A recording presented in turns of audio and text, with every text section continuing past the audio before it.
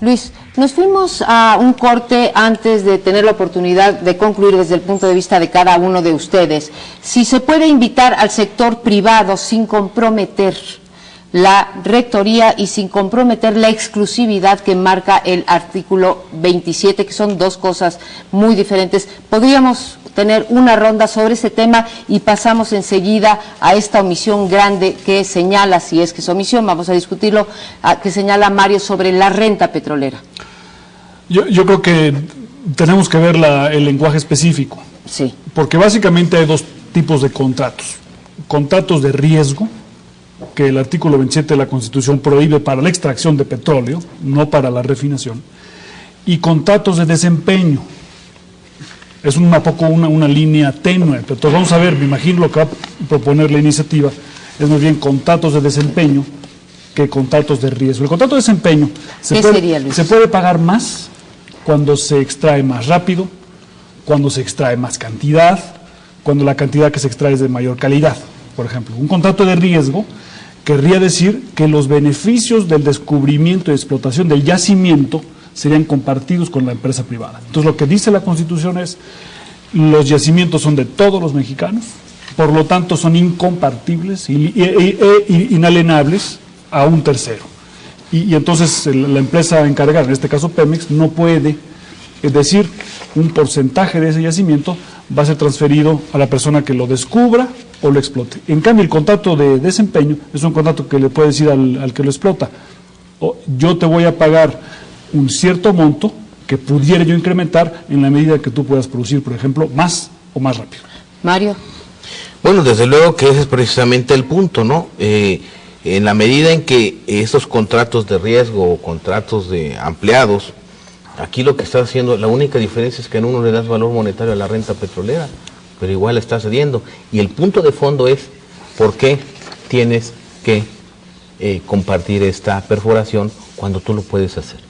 Creo que ese es el tema. Ahora, ¿esa también de fondo renta existe o es una renta potencial? Si no se va por el petróleo, si no se encuentra, si no se extrae, no hay tal renta petrolera, es una renta potencial. Sí, estoy de acuerdo, esa renta es potencial. Sin embargo, aquí la pregunta es, ¿Pemex lo puede hacer? O sea, ¿por qué estamos ya cayendo en el juego de entrada de se necesita una asociación? ¿Porque Brasil lo hizo o porque Cuba lo hizo? Hay muchos países que lo han hecho por sí solos y sin embargo aquí no los hemos citado. ¿Lo puede hacer por sí solo, Ernesto? Mira, el problema es... Mario plantea que no. Lo podemos hacer pues dentro de 50 años. El problema es una cuestión de tiempo y de aprovechamiento de las circunstancias actuales del precio del petróleo y precisamente que hacen esta renta petrolera potencial muy atractiva en estos momentos. El problema de la perforación en aguas profundas es precisamente un problema de riesgo. A lo mejor la tecnología está ahí, a lo mejor la podemos comprar difícilmente, de acuerdo con las circunstancias actuales del mercado. El problema es que de cada 10 perforaciones, una va a resultar exitosa. La Constitución prohíbe que Pemex pueda asociarse en contrato de riesgo en donde no necesitas 10 perforaciones, necesitas 100. Y cada una de esas perforaciones... A ver, Mario, porque pero aquí entonces, hay ¿cómo es posible diferendo que el gobierno haya asegurado que tenemos un tesoro en el Golfo y ya nos han dicho cuántos barriles hay allá abajo? Que por, si hay riesgo, por cierto pues no lo entonces enfatiza no es ahora el cierto. presidente ni o sea, tampoco. entonces nos está mintiendo el gobierno. No, perdón, no hay riesgo de que está ahí. La cosa es encontrarlo. Entonces, si está, ¿no lo pueden encontrar? No, bueno, tienes que perforar mucho para encontrarlo, 10 a 1, y esos 10 cuestan carísimo. Alfredo, son reservas probadas, son reservas potenciales. No se llaman reservas, se llaman recursos prospectivos. Así es. Ese es un término no estándar en la industria petrolera. Los términos reconocidos por la Asociación Mundial del Petróleo, por la Sociedad de Ingenieros Petroleros y por la Sociedad de Ingenieros Geólogos y Petroleros son reservas en su nivel probado, probable y posible. Ya eso se dijo en el evento de ayer. Recursos prospectivos no es una cuestión totalmente definida. Sí se observa que puede haber recursos ahí abajo. Una vez que se encuentren, apenas van a ser posibles, apenas. No no se va a encontrar recursos ya probados. Y de ahí la importancia de lo que decía Ernesto, los tiempos le preocupan. La cuestión de los tiempos la quiero tocar por lo siguiente. Más allá del optimismo que en esa área sí encierra el documento de diagnóstico, es extremadamente optimista, porque ya para 2010 ya incorpora 500 millones de barriles. En realidad estaremos perforando ahí en unos 10 años. En 10 años sí se puede adquirir la tecnología para, desde ahora, entrenando intensivamente a los mexicanos, creando los centros educativos adecuados de especialización en ingeniería petrolera, de exploración y en aguas profundas. Por supuesto que se puede hacer. Bueno, nada más que hay que empezar. Entonces está vigente, Luis. Mira, yo creo que hay dos discusiones. Una es la discusión técnica de qué es la renta. La renta es el diferencial entre el precio de venta del petróleo, y hay que vendérselo al más caro, independientemente si refina nacional o extranjero, hay que venderlo al más caro. Y dos, el costo de producción de ese petróleo. Esa es la renta. Estamos hablando de $80 más o menos en un caso, 84 a $4 el costo del petróleo. En promedio. Esa es la renta potencial por barril de petróleo que podríamos tener hoy en día.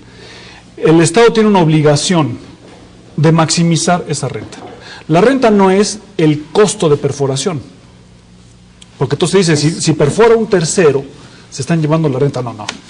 La renta es la diferencia entre el precio y el costo de producción. El costo de producción no es la renta.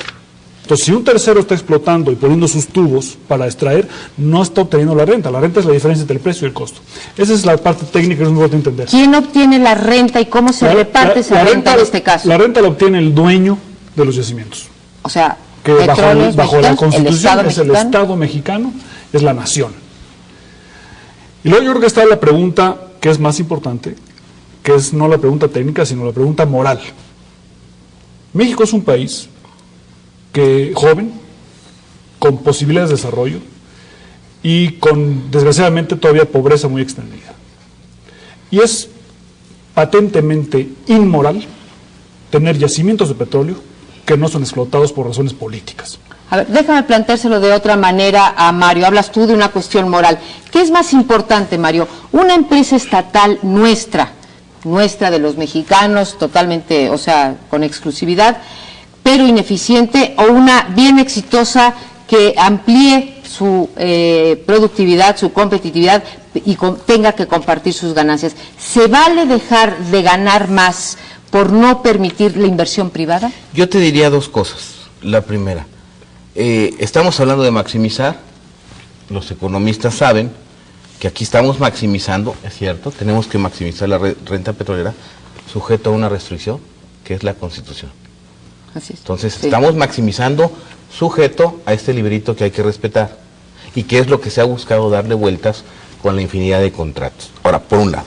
Ahora, por el otro, aquí no estamos diciendo que se dejen de producir con pozos petroleros o petróleo, porque incluso esta misma renta, si nosotros la transformáramos en petroquímicos y la exportáramos, pues la triplicaríamos. Entonces no estamos maximizando la renta petrolera, porque México podría estar exportando gasolina en lugar de petróleo o productos petroquímicos. Y finalmente, y yo creo que el otro punto importante, es que nosotros tenemos los recursos para hacerlo.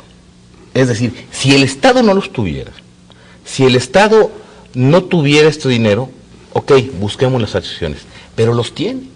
Y aquí es donde entra toda la parte fiscal presupuestaria de asignación de excedentes petroleros que hemos venido arrastrando. Eso, vamos en un momento a dónde se va esa renta petrolera.